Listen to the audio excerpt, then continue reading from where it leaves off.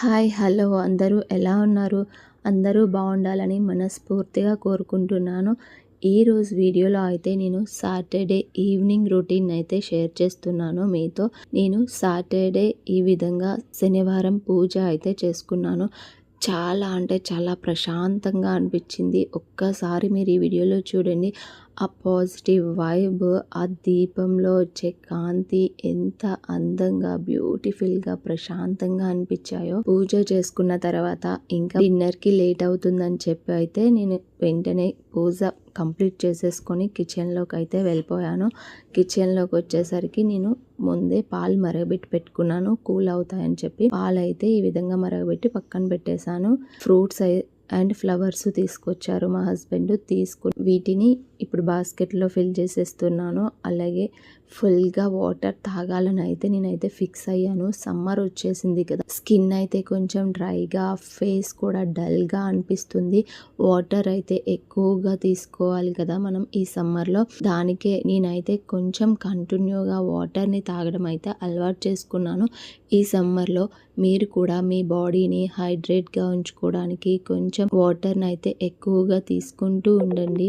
Water తాగేసిన తర్వాత ఇక్కడైతే ఒకరు గిఫ్ట్ ఇచ్చారు, రిటర్న్ గిఫ్ట్. చాలా అంటే చాలా బాగుంది అది. ఇప్పుడైతే ఫ్రూట్స్ని అండ్ ఫ్లవర్స్ని ఒక బాస్కెట్లో పెట్టేసి వెంటనే డిన్నర్కి అయితే ప్రిపేర్ చేసేద్దాం.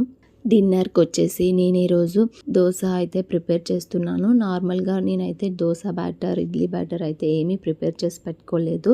గోధుమ పిండి ఉంటుంది కదా, గోధుమ పిండిలో ఆనియన్స్, గ్రీన్ చిల్లీ అలాగే కొత్తిమీర వేసుకొని కొంచెం సాల్ట్, తగినంత వాటర్, కొంచెం వాటర్ ఎక్కువగానే పడుతుంది ఈ బ్యాటర్కి, ఈ దోశ బ్యాటర్కి. ఎందుకంటే పల్చగా చాలా క్రిస్పీగా చాలా బాగుంటాయి ఈ దోశలు. అలాగే ఇంట్లో హస్బెండ్ లేరు, హస్బెండ్ కొంచెం బయటికి వెళ్ళారు.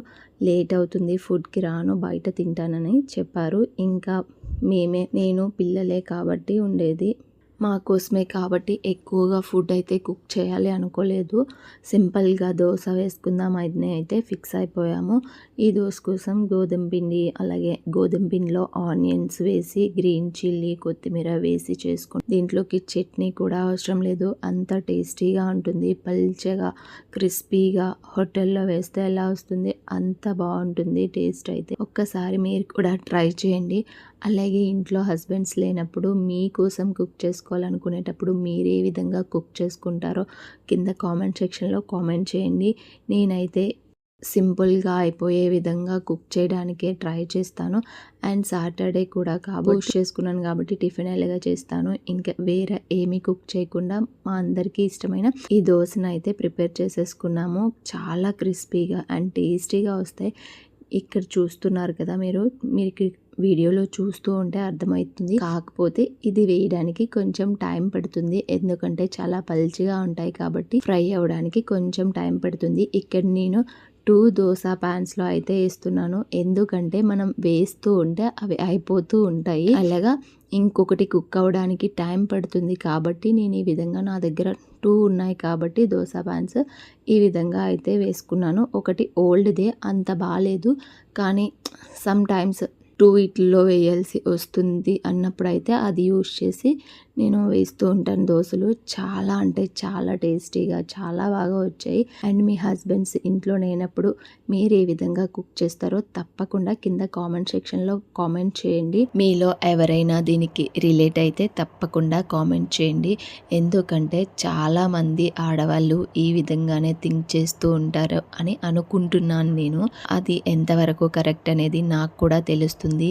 మీరు రిలేట్ అయితే తప్పకుండా కామెంట్ చేయండి. అండ్ మిల్క్ అయితే మరగబెట్టి పక్కన పెట్టుకున్నాను కదా, ఇప్పుడైతే తోడు వేస్తున్నాను. పెరుగు అయితే తోడు పెడుతున్నాను. మీలో ఎంతమంది ఇంట్లో పెరుగు తోడు పెడతారో ప్యాకెట్ కాకుండా, మేమైతే ఇక్కడ మిల్క్ తీసుకుంటున్నాం సపరేట్గా, కౌ మిల్క్. చాలా అంటే చాలా బాగా వస్తుంది పెరుగు. అండ్ మీగడ చూసారు కదా, ఎంత మీగడ వస్తుందో. ఈసారి నేను గీ చేసినప్పుడు కూడా వీడియో తీసి అయితే పోస్ట్ చేస్తాను. చాలా బాగా వచ్చింది. ఇదండి Saturday evening to night routine అయితే. వీడియో ఎలా అనిపించిందో కింద కామెంట్ సెక్షన్లో తప్పకుండా కామెంట్ చేయండి.